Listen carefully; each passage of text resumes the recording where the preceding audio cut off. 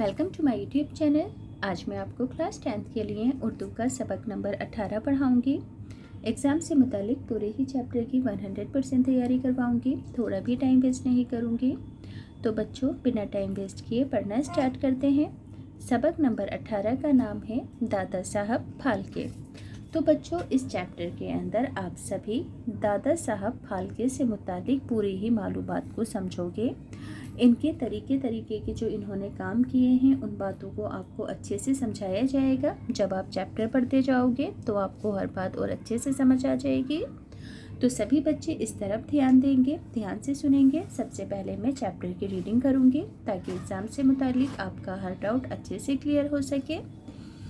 दादा साहब फाल्के नासिक महाराष्ट्र के एक पुरोहित यानी कि एक हिंदू ख़ानदान में, पुरोहित ख़ानदान में 1870 में पैदा हुए थे। ये संस्कृत अदब यानी कि संस्कृत लिटरेचर से गहरी दिलचस्पी रखते थे और इन्हें संस्कृत अदब की जो तालीम थी वो इन्हें वर्से यानी कि विरासत में मिली थी। इन्हें मुसव्वरी यानी कि पेंटिंग करने, अदाकारी और जादूगरी का भी बहुत शौक़ था। इनके वालिद को मुंबई के एक कॉलेज में मुलाजमत मिली तो इनका ख़ानदान भी यहीं आकर यानी कि मुंबई में आकर बस गया। यहाँ दादा साहब फाल्के को जे स्कूल ऑफ आर्ट्स में दाखिला मिल गया। मुंबई आने के बाद दादा साहब फाल्के को कौन से स्कूल में एडमिशन मिला? जे स्कूल ऑफ आर्ट्स में दाखिला मिल गया। इन्होंने दूसरे फ़नून के साथ साथ फ़ोटोग्राफ़ी के अंदर भी तरबियत हासिल की थी, यानी कि फ़ोटोग्राफ़ी सीखी थी और दूसरे सब्जेक्ट्स के अलावा भी इन्होंने एक प्रेस भी कायम किया था, यानी कि अपना खुद का मैगज़ीन और अखबार वगैरह छापने का कारखाना, जिसे कि प्रेस कहते हैं, अपना खुद का एक प्रेस बनाया था। 1910 की बात है। क्रिसमस के मौके पर ये एक फ़िल्म जिसका नाम था लाइफ ऑफ क्राइस्ट देखने के लिए गए थे। जब ये सिनेमा घर से घर वापस लौट रहे थे तो इन्होंने अपनी आइंदा ज़िंदगी के लिए एक मंसूबा बनाया था कि इन्हें ज़िंदगी के अंदर क्या काम करना है।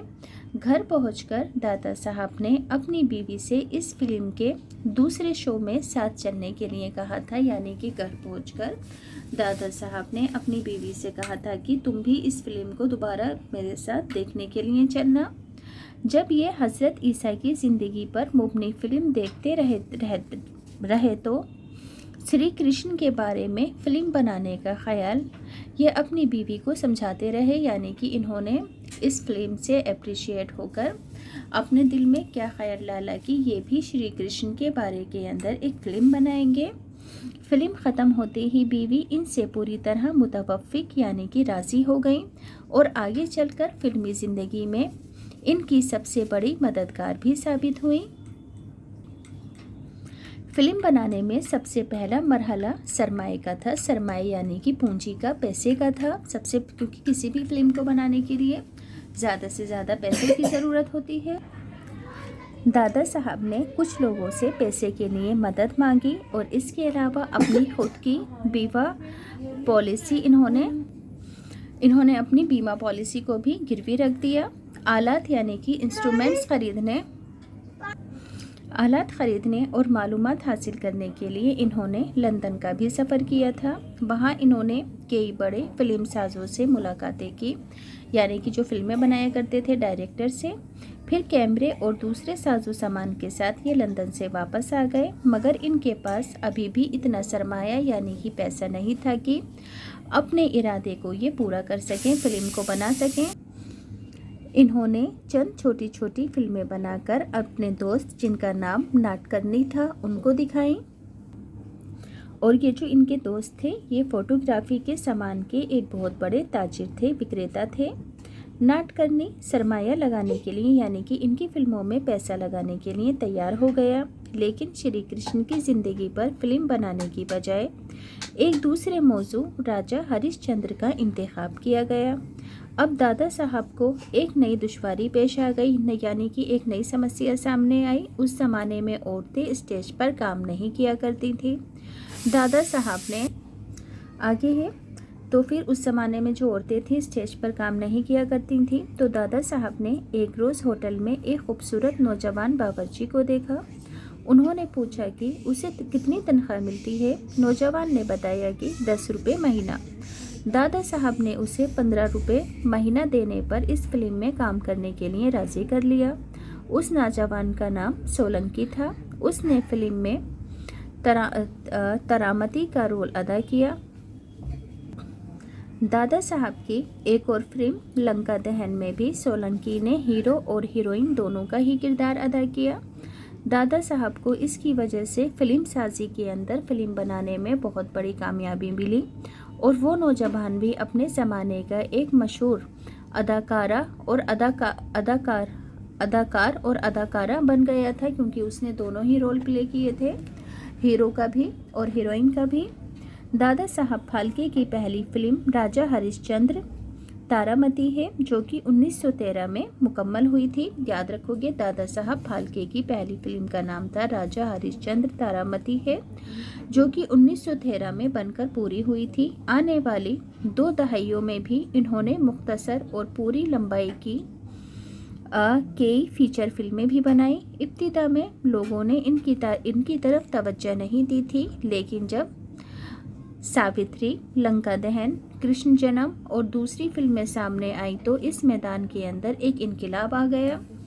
हिंदुस्तान से बाहर बर्मा, मलाया, सिंगापुर और मशरकी अफ्रीका में भी दादा साहब फाल्के की इन फिल्मों के कामयाब शो हुए। ये खामोश फिल्मों का दौर था और ज़बान का इसमें कोई भी मसला नहीं था, यानी कि बिना आवाज़ की फिल्में बनाई जाती थी, इसलिए और दूसरे देशों में भी इन फिल्मों की मांग हो गई थी और ये फिल्में मशहूर हो गई थी। दादा साहब मुख्तलिफ शहरों और देहातों में घूम घूम कर अपनी फिल्मों की नुमाइश करते थे। साजो सामान बैलगाड़ियों पर लाद कर ले जाते थे। इस ज़माने में 4 आने, 2 आने, यहाँ तक कि 1 आने वाले नाजरीन यानी कि व्यूवर्स भी होते थे। टिकट का ज़्यादातर पैसा सिक्कों के रूप में आता था। वापसी के वक्त ये सिक्के बैलगाड़ियों पर लाद कर लाए जाते थे, यानी कि इतनी कमाई होती थी। दादा साहब फाल्के छोटे कद के फुर्तीले आदमी थे। इनमें देर तक काम करते रहने की हिम्मत यानी कि सख्त थी। ये बेपनाह सलाहियतों के भी मालिक थे। ये एक वक्त यानी कि बेक वक्त में फिल्मसाज, फिल्में बनाने, हिदायतकार, कैमरामैन, सैन आर्टिस्ट, मेकअप मैन, एडिटर, जादूगर और अदाकार सभी तरह से काम कर लिया करते थे, यानी कि ये ऑलराउंडर थे। आगे है पहली फिल्म राजा हरिश्चंद्र तारामती बनाने के बाद इनकी कंपनी नासिक मुंतकिल हो गई, यानी कि शिफ्ट हो गई। बाद की तमाम फिल्में भी इन्होंने यहीं बनाई। कहाँ बनाई? नासिक में रहकर बनाई। इनकी बीवी भी इन तमाम कामों में कदम ब कदम इनका साथ देती रही। दादा साहब फाल्के यूँ तो 1944 तक जिंदा रहे, लेकिन 1920 के बाद अवाम का मजाक बदल जाने की वजह से इनकी फिल्मों को पहली जैसी मकबूलियत हासिल नहीं हो पाई थी। इन्होंने सिर्फ एक बोलती फिल्म गंगा अवतरण 1931 में बनाई थी। इसके अलावा इनकी जितनी भी फिल्में थीं वो बिना आवाज़ की थी। ये फिल्म ज़्यादा मकबूलियत हासिल ना कर सकी थी। अब समाजी, तारीख़ी और नीम तारीख़ी फिल्में ज़्यादा पसंद की जाने लगी थीं। फिल्मी दुनिया का मशहूर दादा साहब फाल्के अवार्ड इन्हीं के नाम पर दिया जाता है। याद रखोगे कि फिल्मी दुनिया का मशहूर अवार्ड दादा साहब फाल्के अवार्ड इन्हीं के नाम से दिया जाता है। तो बच्चों, ये चैप्टर मैंने आपको पूरा ही पढ़कर सुना दिया है। इस चैप्टर के अल्फाज मायने हैं।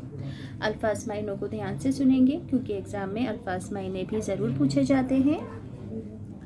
पुरोहित कहते हैं पुजारी या पूजा पाठ करने वाले को। विरसा यानी कि ख़ानदानी दौलत में हिस्सा। रहन कहते हैं गिरवी। मुसव्वरी तस्वीर बनाने का फ़न। मुलाजमत नौकरी।